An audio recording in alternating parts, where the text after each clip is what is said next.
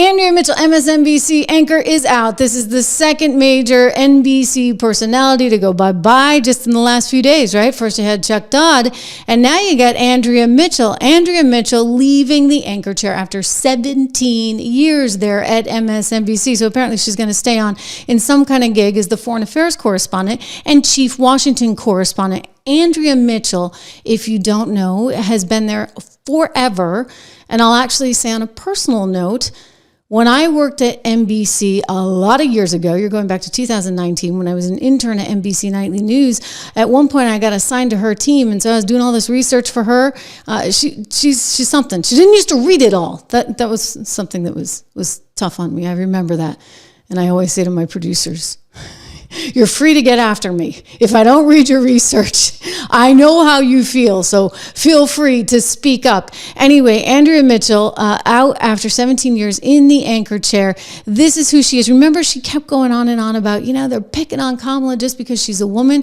Oh, and there's that economic plan that she doesn't have, but it's mainly because she's a woman, right?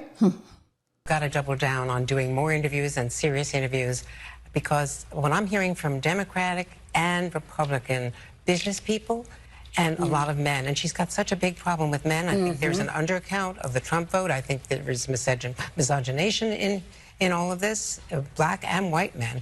Big problem, but also the business world. They don't think she is serious. They don't think she's a heavyweight. And a lot of this is gender, but she's got to be more specific about her economic plans.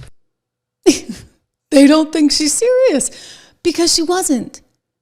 Okay, let's be very, very clear. She had no economic plan. So men didn't think much of her, maybe because she didn't have an economic plan. That wasn't misogyny, Andrea Mitchell. That was just plain old common sense. In other words, voters are demanding of something. And maybe the women weren't actually telling you what they thought, because let's take a look at that landslide that was. He got the Electoral College and he got the popular vote. So this was a mandate from the American people. They were sick of all the nonsense you all kept stuffing down our throat. Well, then, there's this, and we're going to get to that nonsense because it turns out it was bought and paid for by the Biden administration, courtesy of the slush fund of the CIA. That would be USAID. We'll talk about it. But Andrea Mitchell, again, stepping down from that anchor chair, one would think it's about time. I mean, poor Mitch McConnell, we saw him today falling. Well, poor Andrea was falling asleep on the air not too long ago. Him well. You worked in the White House with him for all those years. Every expectation that, assuming everything goes well, in 5 days we're going to see the president back running around the country again? I think she was falling asleep. What do you think? She looked kind of sleepy-eyed. I'm sorry, Andrea, only Biden is allowed to do that. Okay? You can't fall asleep on air. You got to stay awake. It's the president that does that.